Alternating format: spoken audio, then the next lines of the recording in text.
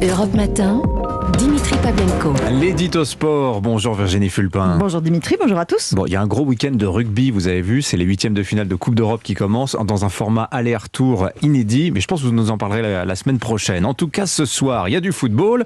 Les footballeuses de l'équipe de France affrontent le Pays de Galles. C'est un match éliminatoire pour la Coupe du Monde 2023. Et l'arme fatale des Bleus, c'est Marie-Antoinette Katoto. Avec elle, on a devant les yeux le présent, l'avenir du foot français féminin sur le terrain et en dehors. Marie-Antoinette Katoto, c'est Mac pour les intimes, ça tombe bien, c'est la Top Gun du foot français, fine gâchette en match et critique éclairée quand elle retire le maillot. Quand je dis fine gâchette, c'est pas une expression, meilleure buteuse de l'histoire de son club, le PSG, avec 137 réalisations, tout ça à 23 ans à peine.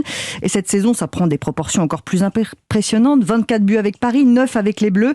Elle attaque, Mac, et hors du terrain, elle défend. Elle défend la cause du foot au féminin et son avenir à elle. Elle est en fin de contrat avec le PSG. Elle dit sans langue de bois que pour l'instant, rien ne va pour une prolongation.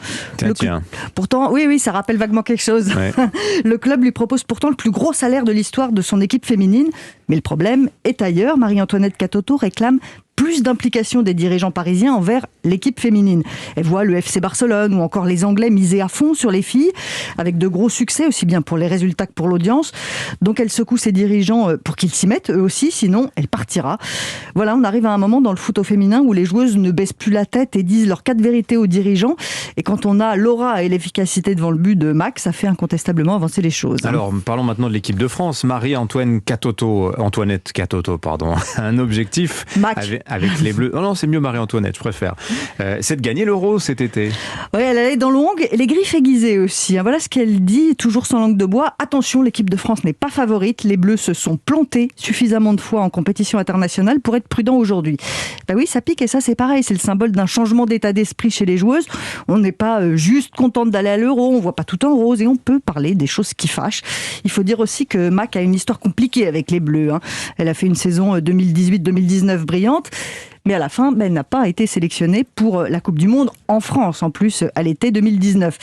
Touchée dans son orgueil, alors comment elle a réagi ? En restant discrète, en bossant et en répondant sur le terrain. Depuis son retour en bleu en octobre 2019, Katoto a marqué 19 buts, donc en 1 an et demi. Létale avec le ballon, piquante sans le ballon, très douée, bosseuse. Née en 1998, en cette année de gloire du foot français, elle laisse planer le doute sur son avenir.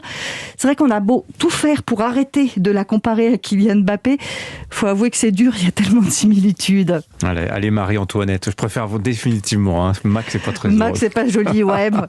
Merci. Désolé. Merci Virginie Fulpin, 7h23.